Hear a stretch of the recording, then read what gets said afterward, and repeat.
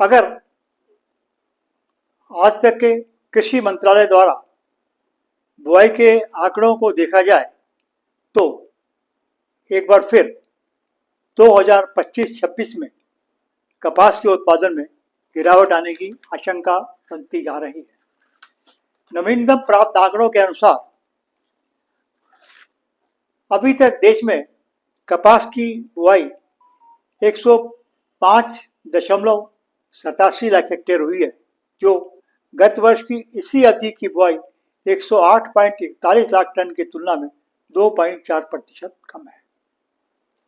2023-24 में देश में कपास की बुआई 126.88 लाख हेक्टेयर में हुई थी और उत्पादन 323.11 लाख प्रति गांठ 170 किलो हुआ था, जो 2024-25 में 294.25 लाख गांठ रह गया, क्योंकि बुआई का रकबा घटकर 114.47 लाख हेक्टेयर रह गया था।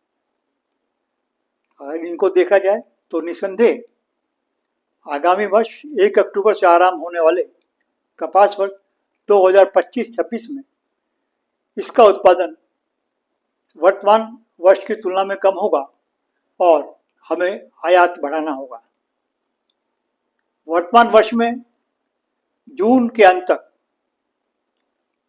कपास का कुल आयात 39 लाख गांठ का हो चुका था, जबकि गत वर्ष इसी अवधि में 15.20 लाख गांठ का हुआ था।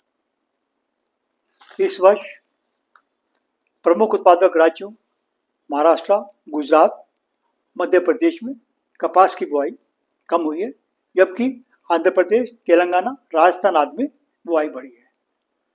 गुजरात, महाराष्ट्र आदि में बुआई कम होने का प्रमुख कारण वहां के किसानों द्वारा मूंगफली या मक्का की खेती अधिक करना है, क्योंकि उन्हें लगता है कि मक्का और मूंगफली के भाव अच्छे मिल जाएंगे। उल्लेखनीय है कि 2019 और 2019-20 में देश में 360.65 लाख गांठ कपास का उत्पादन हुआ था और हमने चीन को पछाड़कर दूसरे नंबर पर कर दिया था। कुछ वर्ष पूर्व तक अमेरिका कपास उत्पादन में सबसे आगे था और चीन दूसरा था, लेकिन 2019-20 में भारत ने दोनों देशों को पीछे छोड़ दिया। उसके बाद से कपास के क्षेत्रफल और उत्पादन में लगातार कमी आती जा रही है।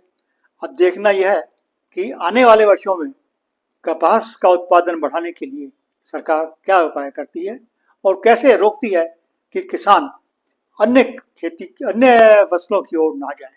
धन्यवाद।